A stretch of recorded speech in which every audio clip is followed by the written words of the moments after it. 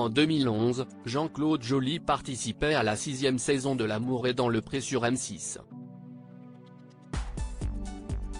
Le candidat devenait alors rapidement incontournable pour son côté maladroit mais aussi pour son humour et ses actes comiques.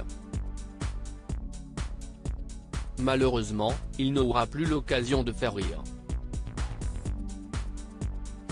Dimanche 26 juin 2022, nos confrères du Courrier Cauchois ont rapporté que le producteur laitier en Normandie était décédé à l'âge de 53 ans. Il aurait été retrouvé pendu dans l'étable de sa ferme dans la nuit du vendredi 24 au samedi 25 juin. Pour l'heure, aucune information n'est venue expliquer ce geste de la part de l'agriculteur. On peut néanmoins rappeler que la difficulté de ce milieu et celle d'exercer son métier ont déjà causé de trop nombreux suicides ces dernières années. Les chiffres n'ont d'ailleurs jamais été aussi alarmants puisqu'on recense plus d'un suicide d'exploitant par jour en France. Jean-Claude laisse en tout cas derrière lui sa compagne Maude, qu'il avait rencontrée lors de leur participation à l'émission de M6 et leur fille Charlotte, née en septembre 2014. Voilà plus de 10 ans qu'il vivait avec celle qui a été sa prétendante. À l'époque, après l'émission, Maude avait rapidement emménagé avec son compagnon dans le village de La Frenais, près de Lillebonne où il tenait son exploitation.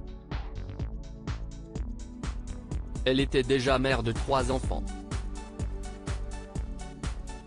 Lors du bilan tourné en 2012, Jean-Claude faisait sa demande en fiançailles à Maude qui avait bien sûr dit oui.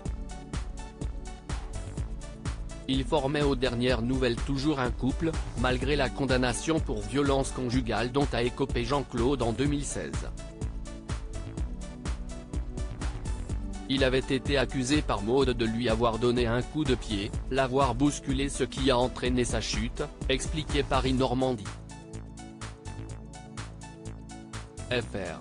L'agriculteur était également poursuivi pour avoir violenté le fils âgé de 15 ans de sa compagne, en le saisissant fortement par le poignet. S'il a reçu 60 jours amende à 5 €, Jean-Claude avait toujours nié les faits. Il y a eu une dispute mais je ne l'aille pas taper.